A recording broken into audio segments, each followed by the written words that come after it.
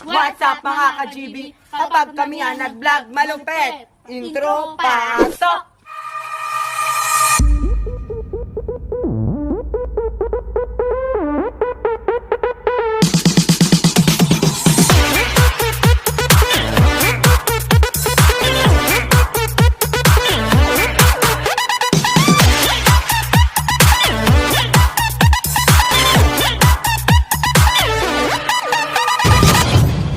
Yan po mga ka-GB. For today's video, update po ng bahay ni GB Kathleen. Day 7! Tingnan natin yung bahay niya kung ano na ba ang ginagawa. Oo, hindi pa po nabubumungan.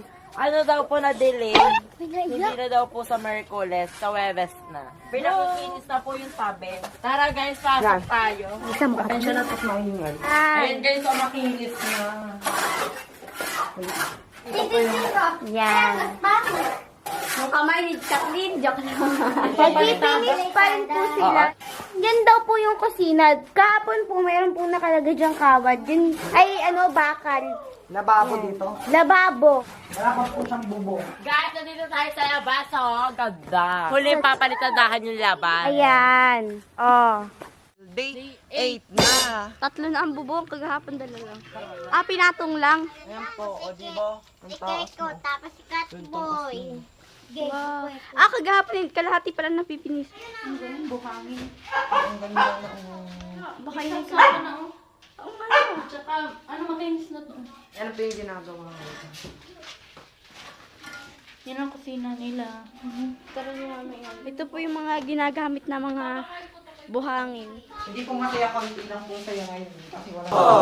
Masaya kasi pag lahat Si Jasmine na daw ang construction dito. Wala pa pong bubong. Yung sa kusina nila na Kathleen. Ito po yung ginagamit sa yung sa bubong. Puno sa punso, di ba si Jasmine? No? Oh. Tapos na po i-finish yung loob. Finish na rin po yung labas. Yes, ayan po, pinipinish. Wow. Yan. Pinipinish na bongga. Nagwe-welding na po.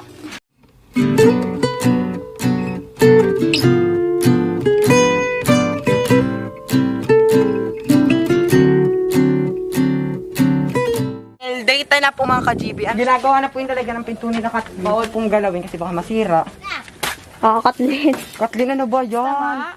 Ano po yung lababo? Hindi nito po yung sa bubong, di pa po ginagawa. Wow. Pero makinis na siya, oh. Oh, nasa ibabaw po sila mga nagtatrabaho. Ayan na po, nilalagay na po sa taas yung isang yero. Tinataas na po. Scared mama mo.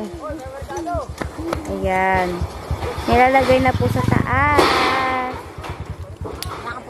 Hala.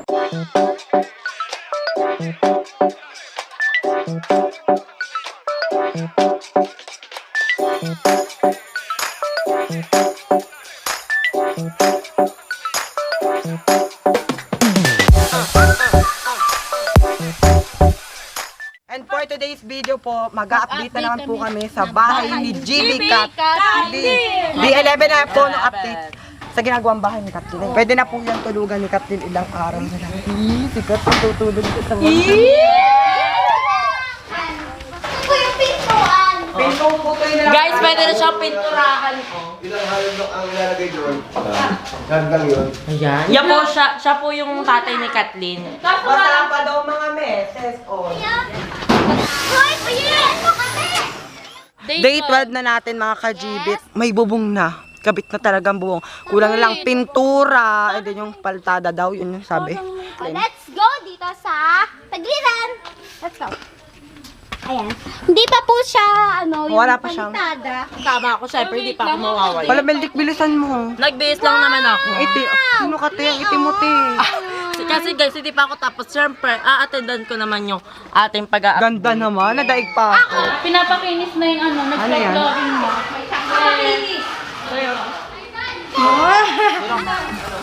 Guys, pero siyang lagay ng bumili. Ayun, oh. Yes. Yan, siya yan. Yan, oh. Lagayan siya ng bumili yan. Ayan. Hinahalo po. Day 13 na tayo mga ka-GB. Yan na nga po, may mukha na po ang bahay ni Kathleen. May mukha na! Ang ganda na po. Nakikita na. May pintura na na. Ano ito ang microphone? Ba't walang kakabit? Pero siyempre maniningin.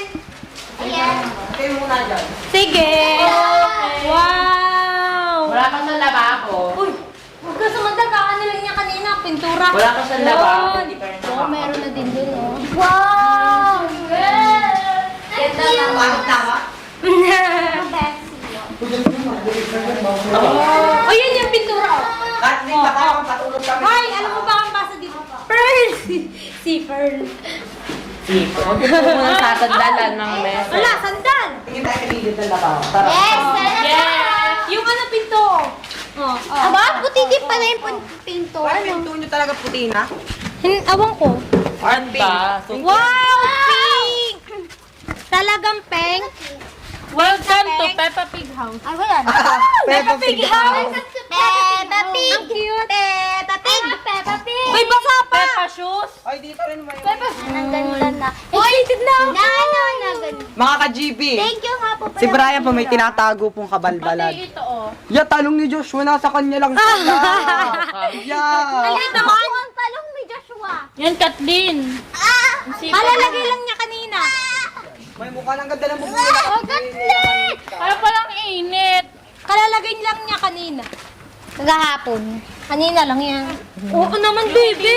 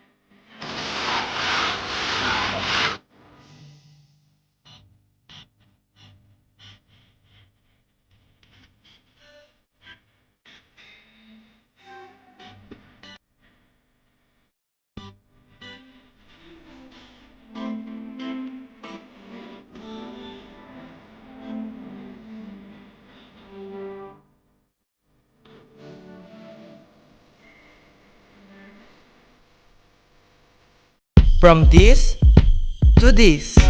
Kahit munti lang ang bahay, inabuti pa rin namin na magkaroon ng house blessing at ribbon cutting para bago malipatan ng pamilya ni Kathleen ay may basbas na ito.